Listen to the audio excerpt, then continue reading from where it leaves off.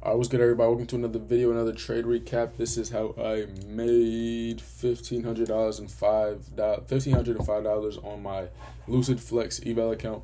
I am going to be breaking down the trade that I took to make this money, what my thought process was, why did I take it, and all that good stuff. So, yeah, this trade was honestly pretty simple. I didn't really use too much brain power for this, in all honesty. I recognized we had the SMT at this intermediate 15 minutes high after we were rejecting out of this 15-minute bearish gap. We had an SMT there, following the fact that price was rejecting this order block that also was in alignment with this volume imbalance right here. We had this volume imbalance here from 9:30 open. Price was respecting it nicely. SMT at the highs. I entered short. We had an unfilled 5-minute gap as well, resting right here as another potential draw on liquidity. Now, I did not hold that long because I made what I had to make, which was $1,500, which ultimately got me out of the position like right here. Entered with 2 contracts on NQ. Entered up here, stop loss down there. The reason my entry was where it was, got the 1-minute CISD, as y'all can see right there, after price was rejecting out of the volume imbalance and respecting this SMT. Really everything that I like to see when I'm looking for shorts, especially when I'm basing it off of a higher time frame contextual bias. And that is exactly what I did. So once we got this second displacement leg, I then tightened my stop loss to this body wick high, this body's high, because I did not really expect price to come back above it. Once we got this second displacement leg here, I did not even really want to see my break-even point get touched. I did not go break-even until I think this candle had opened up.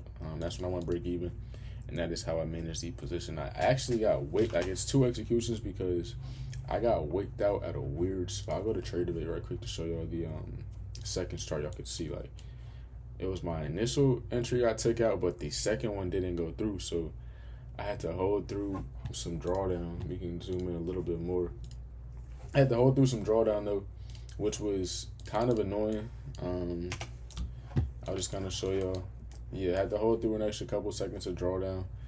Kind of had my nerves a little crazy because we starting to retrace a little bit. I was like, bro, if we end up stopping me out at break even after my TP was hit, I'm gonna be mad. But thankfully, nonetheless, we did get the full TP hit.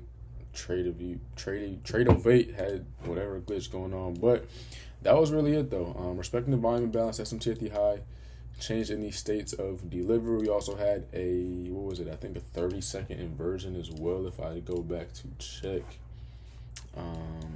yeah, 30-second inversion up here as well.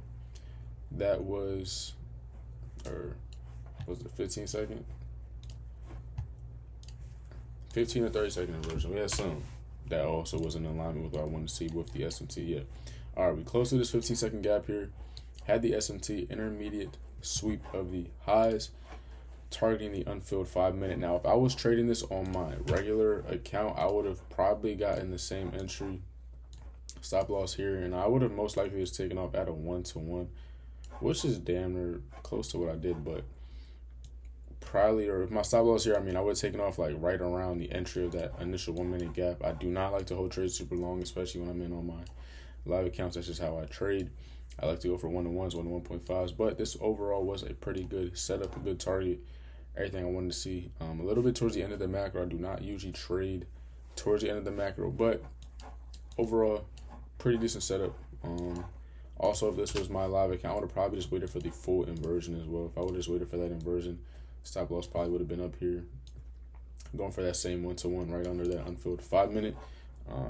But different ways to manage it. I trade evals slightly different than I trade my XFAs, just because it's not really too much to lose when it comes to evals. But yeah, that is the trade recap from today. Stay tuned. I do have a few videos coming for you. I'm about to record another one right now. I got another one dropping in like an hour for y'all, so stay tuned for that.